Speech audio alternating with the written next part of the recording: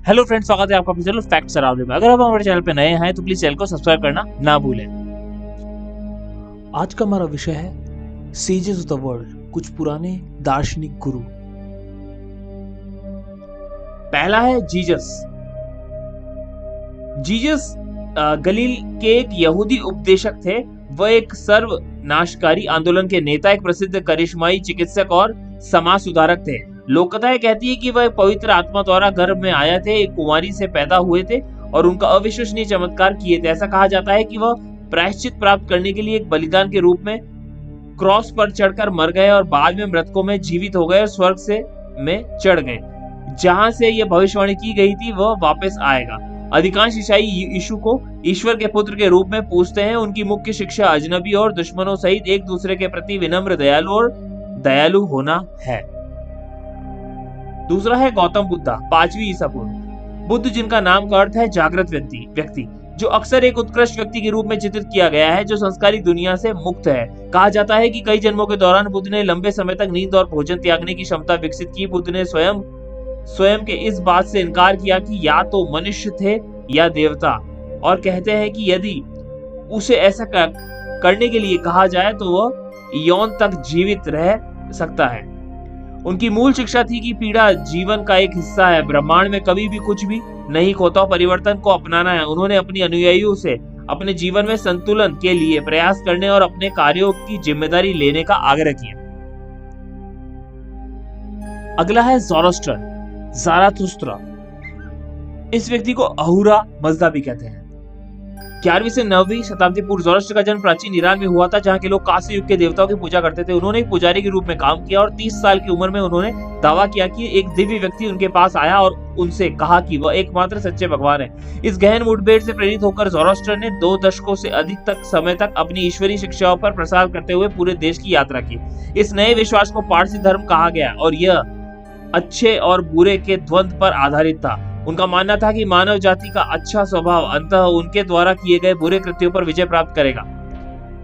उनके अनुयायियों पर अच्छे कर्म करने, दयालुता प्रदर्शित करने और बुराई के प्रलोभन से बचने की जिम्मेदारी थी। उन्होंने लोगों को दमनकारी वर्ग, स्वस्थ व्यवस्था पर काबू पाने और पशु बलि की क्रूरता को त्यागने के लिए प्रेरित किया।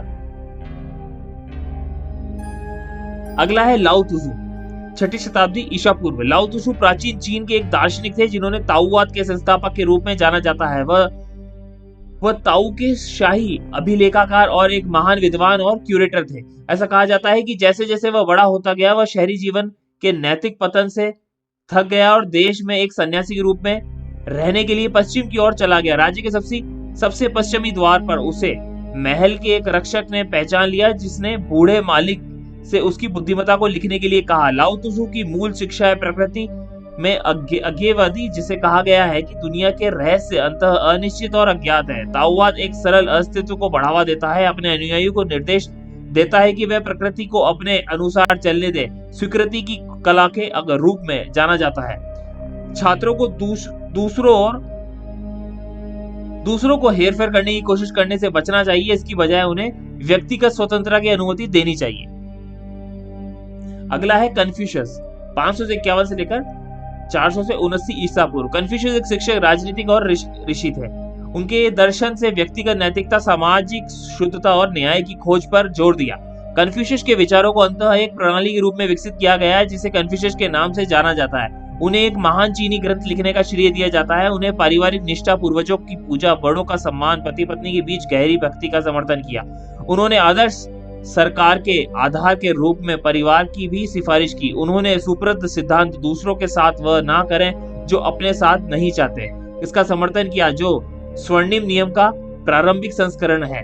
कन्फ्यूशियस के अध्ययन के महत्व पर बहुत जोर दिया गया। उनका मानना था कि स्वशिक्षा से उनके अनुयायियों को व्यक्तिगत खामियों को ठीक करने और जिस दुनिया में वह रहते हैं उसे बेहतर बनाने के लिए प्रतिबद्धता बनाने की मदद मिलेगी। अगले हैं सुकरात, 470 से लेकर 399 ईसा पूर्व। सुकरात शास्त्रीय ग्रीस के एक दार्शनिक थे जिन्होंने पश्चिमी दर्शन के संस्थापकों में से एक के रूप में श्रेय दिया जाता है। वह नैतिकता, तार्किक तर्क के क्षेत्र में अपने योगदान के लिए प्रसिद्ध थे, जिसके तहत एक व्यक्ति मुद्दे की मौलिक अंतर्दृष्टि के उत्तर निकालने के लिए प्रश्नों में एक श्रृंखला पूछता है। उनकी सुकराती पद्धति ने तर्क और दर्शन की पश्चिमी प्रणालियों की आधार तैयार किया। सिद्धांतों का एक सेट सिखाने के बजाय सुकरात ने लोगों को अपने बारे में सोचने के लिए प्रेरित करने का प्रयास किया। उनकी मुख्य शिक्षा, जैसे कि हम उनकी दुभाषियों में सर्वोत्तम रूप से निर्धारित कर सकते हैं, यह थे कि सभी मूल्यों को एक ही गुण ज्ञान तक सीमित किया जा सकता है। जब ग्रीस का राजनीतिक माहौल बदला तो सुकरात ने 399 ईसा पूर्व में हेमलॉक जहर देकर मौत की सजा सुनाई गई और वो मर गए। अगला है मोसेस, इसको मूसा भी कहते हैं। दूसरी शताब्दी ईसा पूर्व। मूसा एक धार्मिक नेता, कानून देने वाले और इब्राहिम धर्म के पैगंबर थे। मिस्र के एक दास स्वामी की हत्या करने के बाद मूसा लाल सागर के पार मिदान भाग गया, जहां उसे जलती हुई झाड़ी के रूप में इजराइल के भगवान का सामना करना पड़ा। इस हिब्रू भगवान ने इजराइलियों की रिहाई के लिए मूसा को मिस्र वापस भेजा, जिसे उसने 10 विपत्तियों की मदद से हासिल किया। अपने लोगों को आजाद करने के बाद मूसा इजराइलियों की सिनाई पर्वत पर ले गया। लोक कथाएं कहती है कि यहीं पर भगवान की आज्ञाएं मूसा को प्रकट की गई, नियमों का एक सेट जिसके अनुसार यहूदियों को रहने का निर्देश दिया गया। इनमें से सबसे प्रसिद्ध 10 आज्ञाएं थी। वास्तव में कानून, परिवार, आहार सहित जीवन के हर पहलू को कवर करने के लिए कुल मिलाकर 613 आज्ञा थी। मूसा ने नैतिकता के लिए एक आधार की रूपरेखा तैयार की जो 3000 वर्षों से अधिक समय से चली आ रही है और आज लाखों लोगों द्वारा इसे अपनाया गया है। मूसा की शिक्षाओं के कुछ मुख्य उपदेश थे: परिवार का सम्मान करना और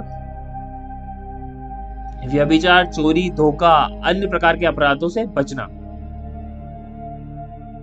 आखिरी है प्रॉफेट मोहम्मद, 570 से लेकर 632 ईसा पूर्व। मोहम्मद मक्का के एक धार्मिक व्यक्ति और सैन्य नेता थे जिन्होंने अरबों को एक धर्म इस्लाम के तहत एकीकृत किया। मुसलमानों का मानना है कि वह अल्लाह के नाम से जाने जाने वाले इब्राहिम ईश्वर का अंतिम पैगंबर थे। अपनी शुरुआती वर्षों में उन्होंने एक चरवाहे के रूप में काम किया। अक्सर एकांत और प्रार्थना के लिए आसपास के पहाड़ों की ही गुफा में चले जाते थे। कहा जाता है कि यहीं पर उन्होंने अल्लाह से पहले रहस्य उद्घाटन प्राप्त हुआ। इस गहन मुठभेड़ के बाद मोहम्मद ने सार्वजनिक रूप से अपने रहस्य उद्घाटन का प्रचार करना शुरू कर दिया, यह घोषणा करते हुए कि ईश्वर एक है। मोहम्मद की कई मक्का जनजातियों से शत्रुता का सामना करना पड़ा, इसलिए उत्पीड़न से बचने के लिए वह मदीना चले गए, जहां उन्होंने सभी जनजातियों को एक संविधान के तहत एकजुट किया। कई वर्षों के बाद 10,000 मुसलमानों की अपनी सेना के साथ मक्का लौट आए और बड़े पैमाने पर शांतिपूर्ण विजय के साथ शहर पर कब्जा कर लिया। मोहम्मद की प्रमुख शिक्षाओं में से एक यह भी थी कि प्रत्येक व्यक्ति शुद्ध पैदा होता है और मनुष्य को बुराई और अच्छाई का पालन करना चाहिए की स्वतंत्र इच्छा होती है। पैगंबर ने यह भी दावा किया कि मुक्ति का रास्ता विश्वास, प्रार्थना और दान के माध्यम से मिलता है। और सबसे महत्वपूर्ण बात यह है कि भगवान की सभी रचनाओं के साथ समानता और करुणा के साथ व्यवहार करना चाहिए। ऐसी और रोचक जानकारी जानने के लिए जुड़े रहिए हमारे चैनल से। धन्यवाद।